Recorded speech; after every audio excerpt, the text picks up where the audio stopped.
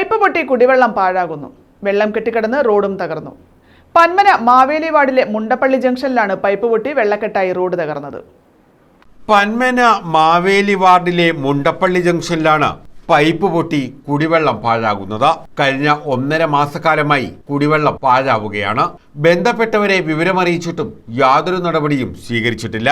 ഈ സാഹചര്യത്തിൽ റോഡും തകർന്നു കിടക്കുകയാണ്. പൈപ്പ് പൊട്ടി രൂപപ്പെട്ട വെള്ളക്കെട്ടാണ് റോഡ് തകരാൻ കാരണമായത്. ഇക്കാര്യത്തിൽ ബന്ധപ്പെട്ട വകുപ്പുകളോ തദ്ദേശ സ്ഥാപനമോ നടപടിക്ക് തയ്യാറാകാത്തതിനാൽ ജനങ്ങൾ പ്രതിഷേധത്തിലാണ്. രാഷ്ട്രീയ പാർട്ടികളാകട്ടെ പ്രതിഷേധത്തിന്റെ ഭാഗമായി ഇവിടെ വാഴ നടുകയും കൊടി നാട്ടുകയും ചെയ്തിട്ടുണ്ട്. റോഡ് തകർന്നതിനെ തുടർന്ന് സ്കൂൾ ബസ്സുകൾ പോലും ഇതുവഴി പോകാത്ത സ്ഥിതിയുണ്ടെന്ന് നാട്ടുകാർ പറയുന്നു.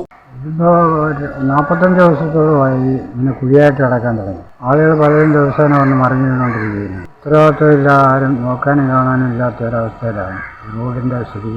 ഒരിക്കലും പറ്റുമല്ല. അപകടങ്ങൾ ഇങ്ങനെ ദിവസേന ആളുകൾ മറിഞ്ഞ് വീണ് പിന്നെ അവരെ വന്ന് പിടിച്ചു കയറ്റി വണ്ടി വീഴുകയൊക്കെ ചെയ്തുകൊണ്ടിരിക്കുകയാണ്. വിദ്യാഭ്യാസ സ്ഥാപനങ്ങളിലേക്കും ആരാധനാലയങ്ങളിലേക്കും ഉൾപ്പെടെ നിരവധി പേർ യാത്ര ചെയ്യുന്ന റോഡാണിത്. പൈപ്പ് ലൈനിന്റെ തകരാർ പരിഹരിക്കുകയും റോഡിന്റെ അറ്റകുറ്റപ്പണികൾ നടത്തി സഞ്ചാരയോഗ്യമാക്കുകയും വേണമെന്നാണ് നാട്ടുകാരുടെ ആവശ്യം. News bureau, Chavara.